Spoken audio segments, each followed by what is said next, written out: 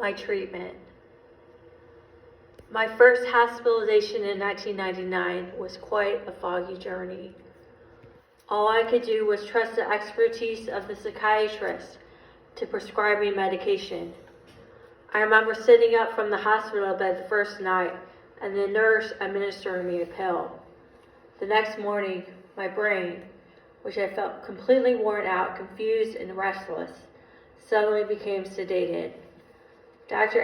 Nasser asked if my mind felt more rested, and to my great relief, it already did. I stayed in the hospital for 9 days and resumed classes. This was the beginning of a long road to recovery. I became a bit lethargic, slept more, and gained weight. However, this is what I needed to do to get better. Eventually, I became a proactive patient who inquired into options. I also had to be a patient.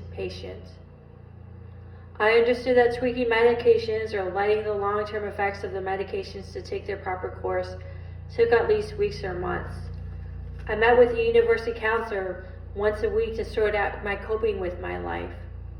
After a year, things finally felt more normal to me in everyday functioning. In 2001, I believed I was overly medicated, taking 7 different types of pills.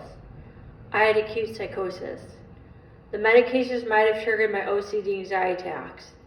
In the months after my hospitalization, my psychiatrist gradually and carefully reduced my meds. I would not question the expertise of my psychiatrist for several years. In 2014, stopping my medications turned out to be a disaster.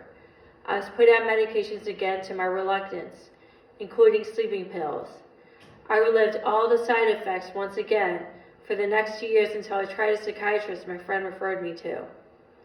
In 2016, that referred psychiatrist informed me that my medication caused OCD side effects. He changed my meds completely, and within months, I lost 25 pounds. Instead of suffering a very disturbing and hellish anxiety attack every other day for hours at a time, it became less frequent, less severe, and less intense, and more manageable.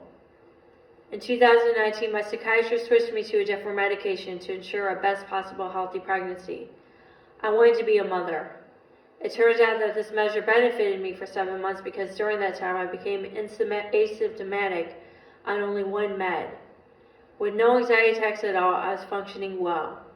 Yet when I became pregnant, I became manic and my anxiety attacks returned. I needed to be stabilized. I checked into a psychiatric unit for the 4th time in my life. My psychiatrist made sure that the added meds were safe for my unborn twins. As my twin pregnancy was high risk, it was surely worrisome and stressful to go through.